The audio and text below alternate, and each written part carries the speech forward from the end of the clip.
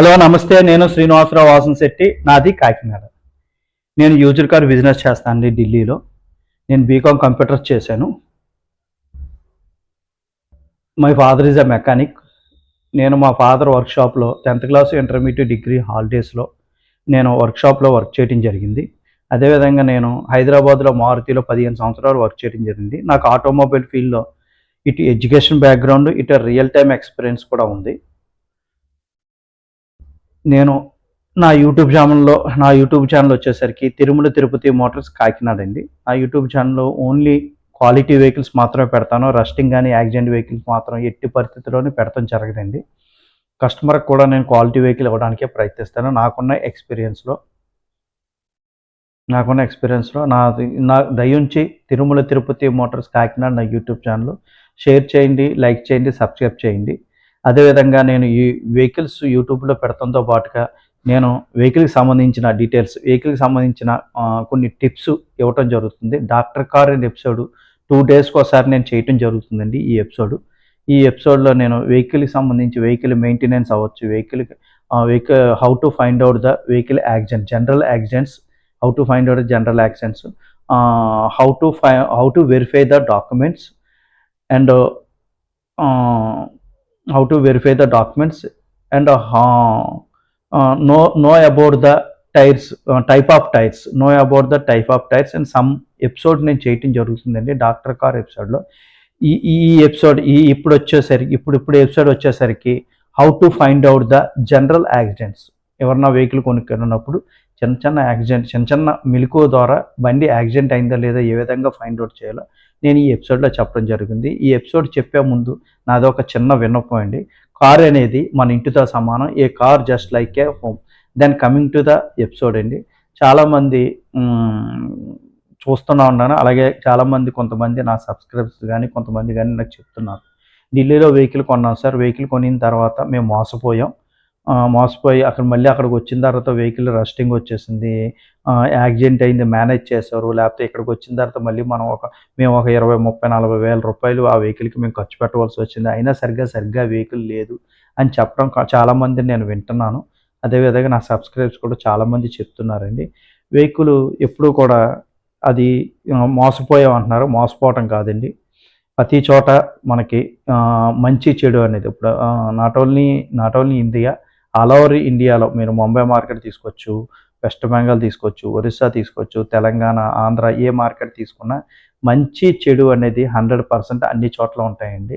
మనిషి బాడీలో ఎర్ర రక్త కణాలు, తెర్ర రక్త కణాలు అనేవి ఏ విధంగా ఉంటాయి అంటే, వైట్ సెల్స్ ఎక్కువైపోతే మనిషి బ్లడ్ తక్కువైపోయి హాస్పిటల్కి వెళ్ళడం జరుగుతుంది. రెడ్ సెల్స్ ఎక్కువ ఉండాలి. అలాగే 2 ఉంటాయండి. అది బాడీలో ఎలాగ మంచి చెడు, ఎర్ర రక్త కణాలు, తెల్ల రక్త కణాలు 2 ఎలాగ మంచి చెడు అనేది ఎలాగుందో ప్రతి చోట కూడా మంచి చెడు ఉంటుందండి. అది మనం తీసుకోవటంలో ఉంటుంది, మనం సెలెక్ట్ చేయడంలో ఉంటుంది. అది మనం సెలెక్ట్ చేయాలంటే దాని గురించి మనకు నాలెడ్జ్ ఉండాలండి. అంటే ఫుల్ ఫ్లెడ్జ్డ్ నాలెడ్జ్ ఉండాలి. మిడిబిడి జ్ఞానం కాకుండా ఫుల్ ఫ్లెడ్జ్డ్ నాలెడ్జ్ ఉండాలని. అదే ఎవరైతే వెహికల్ సర్టిఫై చేస్తాడో అతనికి కూడా ఒక అర్హత, అంటే అతనికి ఏదైనా రియల్ టైమ్ ఎక్స్పీరియన్స్, అంటే ఆటోమొబైల్ ఫీల్డ్కి సంబంధించిన ఎక్స్పీరియన్స్ ఉండాలి ఆ విధంగా. అంతేగాని ఏదో దాంట్లో ఫీల్డ్లో నుంచి ఇక్కడికి వచ్చి చేస్తే అది అతనికి ఫుల్ ఫ్లెడ్జ్డ్ నాలెడ్జ్ ఉన్నట్టు కాదు. మీరు అతని బేసే వెహికల్ తీసుకుంటారు.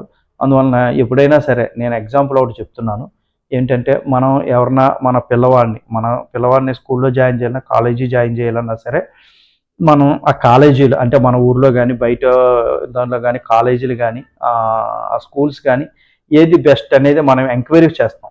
ఏది బెస్ట్, ఆ బెస్ట్ స్కూల్లో జాయిన్ చేస్తే మన పిల్లవాడి భవిష్యత్తు బాగుంటుంది అనేది మన ఉద్దేశం.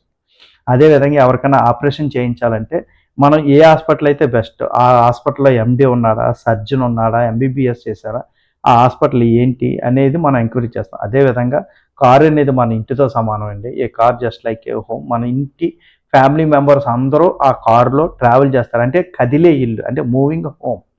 కదిలే ఇల్లు అనేది కదిలే కారు.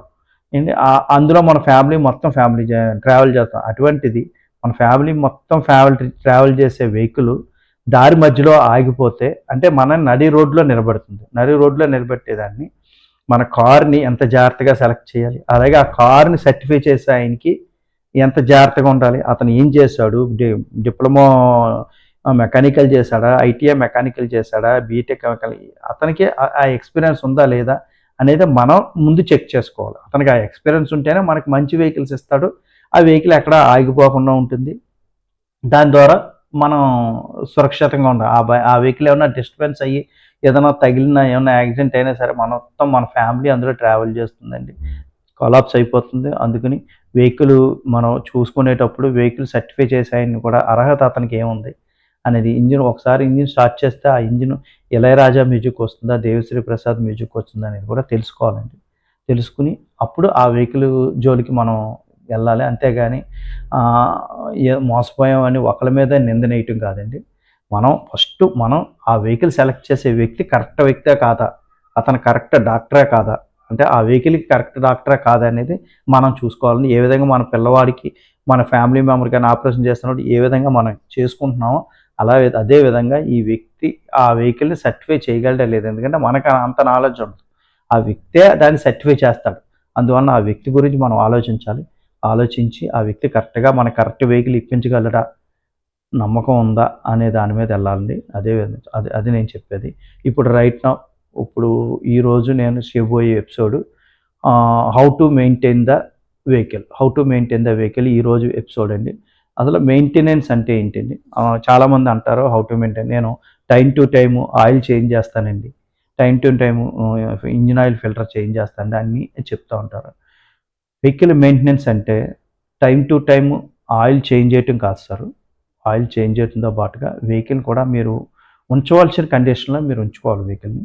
ఉంచవలసిన కండిషన్లో మీరు వెహికల్ ఉంటే మీ వెహికల్కి ఎటువంటి ప్రెజర్ ఉండదు. అవి ఏంటి అనేది చెప్తాను. How to maintenance the vehicle today's episode. ఈ వెహికల్ని ఎప్పుడైనా సరే మనం బయటికి తీసుకెళ్ళేటప్పుడు, వెహికల్ని కంపల్సరీ బయటికి తీసుకెళ్ళేటప్పుడు ఇంజిన్ ఆయిల్ గేజ్ ఎంత ఉంది, వాటర్ ఎంత ఉంది, టైర్స్ కండిషన్ ఏంటి, స్టెప్నీ టైర్ ఎలా ఉంది, వీల్ రెంచ్, వీల్ ప్యాను ఉందా లేదా అనేది 100%. అంటే లాంగ్ జర్నీ వెళ్ళేటప్పుడు 100% మనం చెక్ చేయాలి. లేదండి మొన్నే చేశానండి, వేరే ఊరు వెళ్ళొచ్చండి, అలా కాదు సార్. ఎప్పుడన్నా మనం హైవే మీద ఎక్కడైనా రోడ్ల మీద వెళ్తున్నప్పుడు రోడ్లు వేస్తూ ఉంటారు. రోడ్లు వేస్తున్నప్పుడు చిన్న చిన్న రాయిలు ఉంటాయండి. మనం వెళ్ళే స్పీడ్కి ఆ రాయిలు పైకి లేసి ఏదైనా ఓస్ పైపుని కానీ లేకపోతే రేడియేటర్ని కానీ అది ఖననం చేసే ఛాన్సెస్ ఉంటాయి. దానివల్ల వాటర్ లీకేజ్ ఉంటుందండి. వాటర్ చిన్నగా లీకేజ్ అయిపోతుంది. అందువల్ల కరెక్ట్ మెజర్మెంట్ కరెక్ట్గా ఉందో లేదో చూసుకుంటూ ఉండాలండి. చూసుకుంటే మనకి ఇబ్బంది ఏమి ఉండదు. అదే వెహికల్ నడుపుతున్నప్పుడు చాలామంది స్పీడోమీటర్ అంటే మనకి ఇచ్చే మీటర్ ఉంటుంది కానీ ఆ మీటర్లో ఏమనుకుంటారంటే ఆ స్పీడ్ని తెలియపరుస్తుంది, అలాగే ఫ్యూల్ ఎంత ఉందో చెప్తూ ఉంటుందండి. అంతేకాదండి ఆ మీటర్ చాలా ఇంపార్టెంట్ అండి. ఆ మీటర్లో మనకి ఏదైనా వెహికల్కి సంబంధించి ఇంజిన్కి సంబంధించిన మాల్ ఫంక్షన్స్ ఉంటాయండి. ఆ మాల్ ఫంక్షన్స్ చాలామంది అబ్జర్వ్ చేయరు. వాటర్ లెవెల్ తగ్గుతున్నప్పుడు ఇంజిన్ ఏమైనా హీట్ ఎక్కుతున్నప్పుడు మాల్ ఫంక్షన్ లైట్ వెలుగుతుందండి. అది అబ్జర్వ్ చేసి ఇమీడియట్గా వెహికల్ని ఆపేయాలి మనం. ఏదైనా డీజిల్ లేనప్పుడు మీకు ఫంక్షన్ ఎలా వస్తుందో అలాగే ఇంజిన్కి సంబంధించిన ఏదన్నా ఇబ్బంది వచ్చినా, ఇందులో ఏదైనా సెన్సార్ సరి పనిచేయకపోయినా, ఏదైనా ఇంజిన్ కొంచెం మాల్ ఫంక్షన్ అవుతుంది. కంపల్సరీ వెహికల్ నడిపేవాళ్ళు ఆ మాల్ ఫంక్షన్ 100% చూడాలి. చాలామంది చూడరు. అంటే చూడలేని వాళ్ళు ఎవరైతే చూడరో వాళ్ళ గురించి చెప్తున్నాను. నాలెడ్జ్ ఉన్న వారికి కోసం నేను చెప్పట్లేదండి. ఎవరికైతే ఇది ఇబ్బంది ఉందో కంపల్సరీ మన మీటర్ మీద ఉన్న ఏ ఫంక్షన్ మనకి ఎపీర్ అయినా సరే ఆ బండి పక్కన పెట్టేసి ఆ ఫంక్షన్ ఏంటో తెలుసుకుని మీరు గూగుల్లో కొట్టుకోవచ్చు ఆ ఫంక్షన్ని. ఆ ఫంక్షన్ ఏంటో మనకు చెప్తుంది. ఇంజిను సింబల్ వచ్చినప్పుడు ఇంజిన్ ఫంక్షన్ వస్తుంది. ఎయిర్ సింబల్కి వస్తుంది. హీటింగ్ వస్తున్నప్పుడు సిహెచ్ అని హీటింగ్ సింబల్ వస్తుంది. హీటింగ్ ఎప్పుడూ కూడా మీకు బండి స్టార్ట్ చేసినప్పుడు 1లో ఉంటుందండి, లేకపోతే 1కి లోపులోనే ఉంటుంది, లేకపోతే 1.5 ఉంటుంది. అది అలా పెరుగుతుంది. ఎప్పుడు మిడిల్ వరకు వస్తుందండి హీటర్ అనేది. ఇంజిన్ హీట్ అనేది ఆఫ్ దగ్గర నుంచి ఏమన్నా ప్రెజర్ పెరుగుతుందంటే బండి ఇమీడియట్గా ఆపాలండి. అంటే కూలెంట్ లేకపోవటం, లేకపోతే వాటర్ లేకపోవటం, ఇంజిన్ ఎందుకు హీట్ ఎక్కుతుందో తెలుసుకోవాలండి. ఈ మాల్ ఫంక్షన్లు ఖచ్చితంగా పాటించండి. 100% మన బండి సేఫ్ జోన్లో ఉంటాం మనం. అదేవిధంగా వెహికల్ నడుపుతున్నప్పుడు కొంతమంది రన్నింగ్లో ఏసీ ఆఫ్ చేసి ఆన్ చేస్తూ ఉంటారు, ఏసీ ఆఫ్ చేస్తూ ఉంటారు. ఇది చాలా పొరపాటండి. ఎందుకంటే ఏసీ ఆన్ చేయగానే ఇంజిన్ మీద ప్రెజర్ పడుతుందని మీరు ఎప్పుడైతే వెహికల్ని స్టార్ట్ చేసి స్టాండ్ బైలో అప్పుడు ఏసీ కలితే అప్పుడే వేసుకోండి. మీకు రన్నింగ్లో ఆఫ్ చేయొచ్చు, కానీ రన్నింగ్లో ఆఫ్ చేయటం ఆన్ చేయటం అనేది చాలా ప్రమాదం. మీరు 1 పాయింట్ పెట్టినా, 2 పాయింట్ పెట్టినా, 3 పాయింట్ పెట్టినా ఏసీకి ఎంత తీసుకోవాలో కన్జంప్షన్ అంటే ఇంజిన్ మీద భారం పడుతుంది కాబట్టి కొంతమంది అడుగుతారు ఏసీకిని మన ఫ్యూల్‌కి ఏంటి సంబంధం అండి? సంబంధం ఏముండదండి. ఏసీ ఏమి ఫ్యూల్ తీసుకోదు. ఎట్టి పరిస్థితుల్లోని ఇంజిన్ ప్రెషర్ పడుతుంది. ఇంజిన్ మీద ప్రెషర్ పడటం వలన ఇంజిన్ పికప్ డ్రాప్ అయ్యి అప్పుడు ఫ్యూల్ ఎక్కువ కాలటం జరుగుతుందండి. అందువలన ఎట్టి పరిస్థితుల్లోని మీకు ఏసీకి రన్నింగ్‌లో ఎప్పుడూ ఆఫ్ ఆన్ చేయకండి. ఇంజిన్ ప్రెషర్ ఆన్ చేసినప్పుడు రన్నింగ్‌లో ఉన్న ఇంజిన్ మీద ఒకేసారి ఇంకో ప్రెషర్ పడుతుంటే ఇంజిన్ కొంచెం స్టక్కింగ్ అవుతూ ఉంటది. అది చూసుకోండి. నెక్స్ట్ స్పీడో బ్రేకర్స్ అండి. కొంతమంది స్పీడో బ్రేకర్స్ వెహికల్‌లో ఫుల్ లోడ్ ఉన్నా సరే, కంప్లీట్ లోడ్ ఉన్నా సరే స్పీడో బ్రేకర్ దగ్గరికొచ్చేసరికి థర్డ్ గేర్‌లోనే మనం వెహికల్ పికప్ చేయటం అది చాలా ఇబ్బంది కలుగుతుందండి.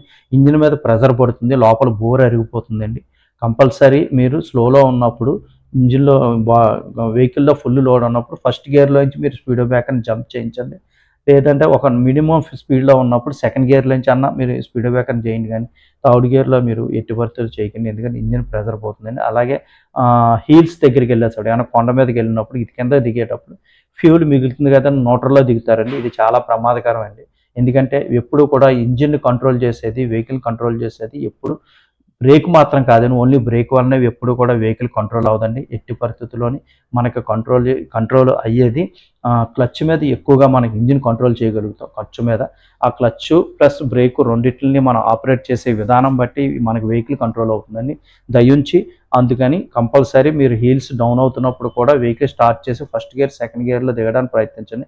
అంతేగాని న్యూట్రల్‌లో పెట్టారంటే మీకు వెహికల్ మొత్తం అంతటిని బ్రేక్ కంట్రోల్ చేయలేదండి. ఇమ్మీడియేట్‌లీగా బ్రేక్ ఫెయిల్యూర్ అయిపోతుంది. బండి కొలాప్స్ అయిపోతుంది. అది అది గమనించుకోండి 100%.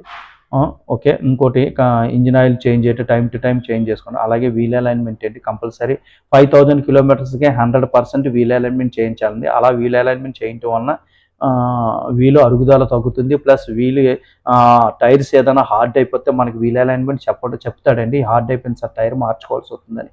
ముందే హెచ్చరిస్తాడు అతను. అలాగే 5000 కిలోమీటర్స్‌కి ఒకసారి మీరు compulsory wheel alignment చేయించుకోవాలండి.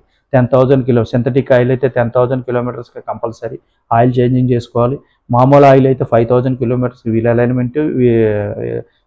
Alignment, oil changing చేయించుకోండి 100%. మీ వెహికల్ ఎటువంటి ప్రాబ్లమ్ లేకుండా కండిషన్‌లో నడుస్తుంది.